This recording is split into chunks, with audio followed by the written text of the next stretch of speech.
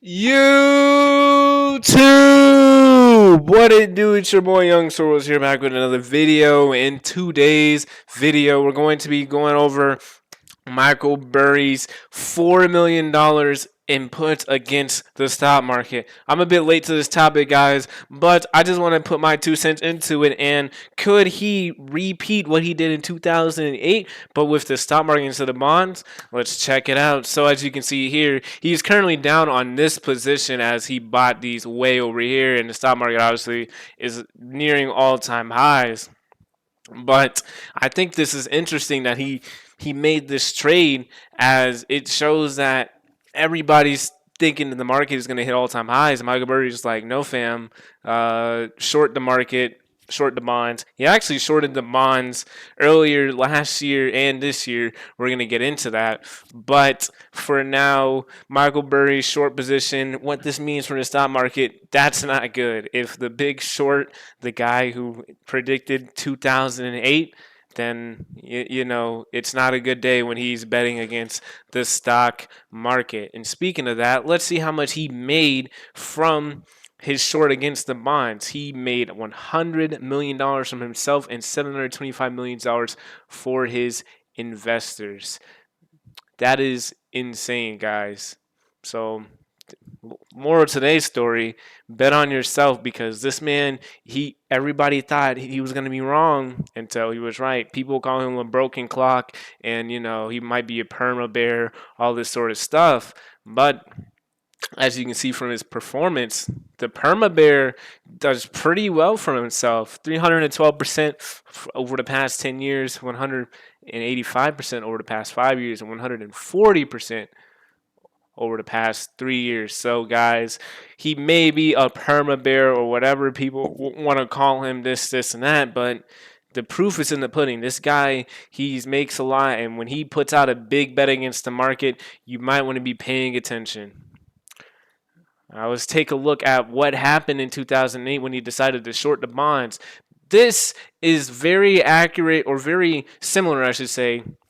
These are very similar in terms of how it all played out from now until 2008. That's why I think the low we had in October might be broken, and we might be going all the way to pandemic 2020 lows. But that is an extreme case, and if it goes there, then you might as well say goodbye. So let's get into it. Market top right here. This is the high coming off. You had the bear market. It only lasted for a couple months, which is really interesting considering that this entire bear market only lasted for a couple months. We'll get into that. But starting in 08, you had the recession called boom, and then you didn't have the market really bottom until 09.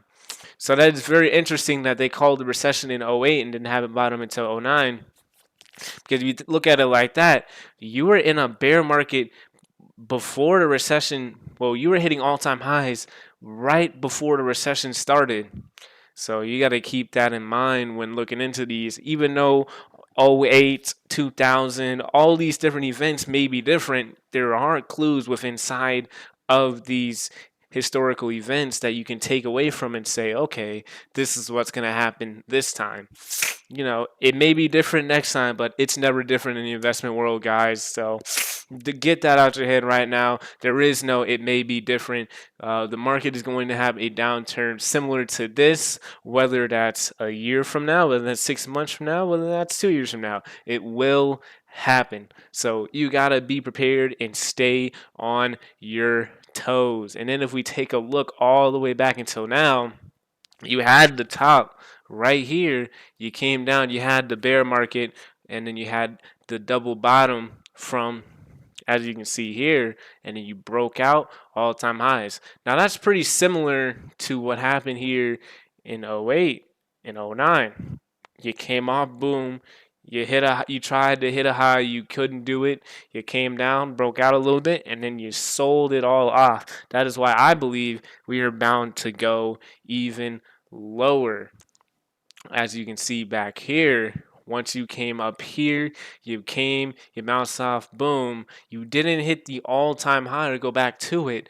if we're selling off right now, and right now we got to see where we go from here. But as it still stands, we're pretty close to all-time highs, but not close enough. And the '08 and these charts are lining up exactly how they should, and that's why I think we will have a super drop in the near future and eventually getting to these lows. And once it gets to these lows, the market likes to fill gaps, and there are gaps to the downside and upside we have not filled in a very, very long time. So it will fill these gaps, and when it fills these gaps, all the way to 175 we go.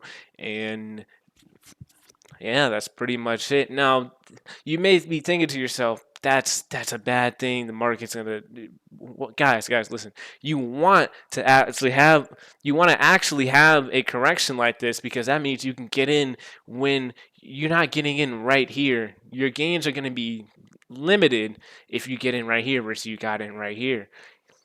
So compared to the '08, if you were able to see through the smoke and mirrors, you could have bought the NASDAQ for $25 a share. Those shares are going for $377, guys. So you do the math. I'm not gonna do the math, but just letting you guys know. Imagine you bought right here and everybody's scared. And funny thing about economic calamities and things like that, the market is forward looking. So it may bottom before the recession even starts, or before you're even out of the recession in the in the real world.